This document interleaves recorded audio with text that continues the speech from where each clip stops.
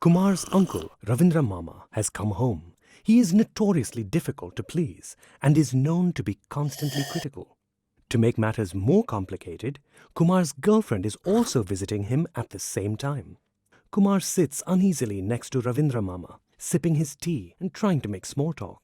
"Mamaji, can I get you some more tea?" asks Kumar. "Tea? I can hardly finish this bitter cup of tea. These days boys don't even know how to make tea," says Ravindra Mama. Kumar and his girlfriend smile awkwardly and try to keep drinking their tea. There is an uneasy silence. And suddenly, Ravindra Mama says, out of the blue, "When are you two getting married?" Both Kumar and his girlfriend spit out their tea. Kumar begins to stutter and wipe his mouth. Ravindra Mama coldly continues to drink his tea. "I know you wouldn't have a proper answer. Your mother is getting worried. You are saving at least." "Huh?" asks Ravindra Mama. Kumar begins to stammer even more. Ravindra Mama now turns to Seema and asks her, "What about you, Seema? I hope at least you are saving. You are putting some fixed deposits in the bank?" Seema smiles and replies, "Not really, Ravindra Mama. I prefer to invest in debt." Ravindra Mama cuts her off, saying, "Oh God, you are in debt!" No, Mama. I meant I invest in debt funds. They are a better financial instrument." "See, whatever you say, Seema, FDs are best," says Ravindra Mama, sneering. Seema puts down her cup calmly and replies, "Let me explain what debt funds are, Mama."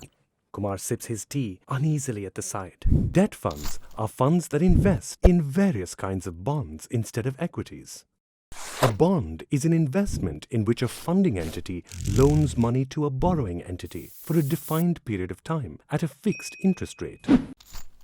It works like a fixed deposit with a bank, a fixed amount invested at a fixed interest rate for a fixed period, except that bonds are issued by companies or government.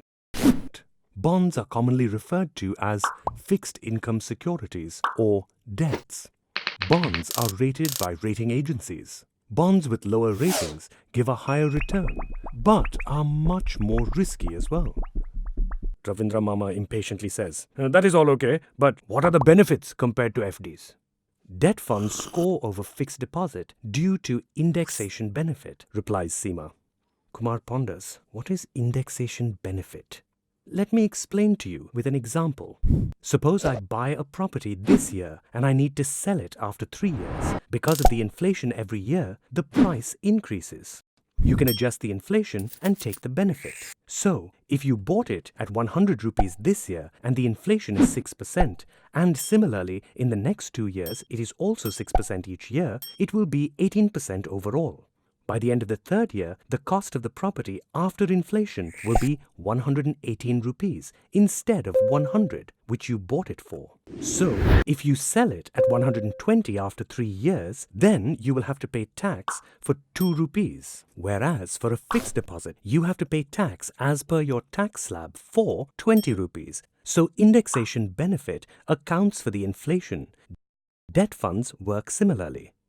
Ravindra Mama still looks a bit skeptical. Seema says, "I know you are still a bit doubtful, Ravindra Mama. Let me explain the value of debt funds over FDs with another example." She pulls out her iPad and shows Mama an Excel sheet. Say you have invested 1 lakh for 3 years in FDs and had got 6% returns. You would have a taxable income of 25,971 rupees.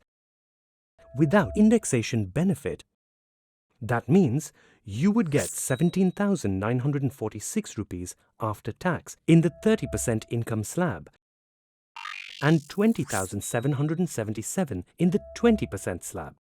Whereas, if the same money was invested in the debt fund, because of the indexation, you would have 6,869 rupees as the taxable income. That means you would make 24,556 rupees as your returns after tax. Ravindra Mama looks impressed. He stopped drinking his tea and is all ears. He persists. "Benefits are good, but I'm sure there are risks too. The different debt funds are available for different time horizons of investment. The risks of investing in a debt fund are credit risk and interest rate risk." Ravindra Mama asks, "Now, what is a credit risk and interest rate risk?" Seema responds, "Credit risk refers to the credit worthiness of the issuer of the bond. Credit risk takes into account whether the bond issuer is able to make timely interest payments. The credit rating of the bond will reduce if the issuer defaults. An interest rate risk refers to a change in the price of the bond due to the change in the prevailing interest rate. Interest rate risk directly impacts bonds, thus affecting the debt funds. The longer the maturity of the bond or debt fund, the more prone to interest rate risks.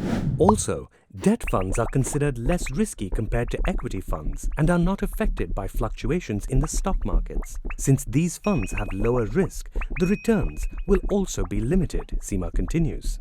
Ravindra Mama solemnly says, "This is a very good investment tool." Seema smiles. He turns to his nephew and says, "A very good choice, Kumar." Kumar hesitantly says, "FD or debt funds, Mama?" Ravindra Mama replies, "No, I meant Seema, you idiot." And then they all laugh out loud, including the incorrigible Ravindra Mama.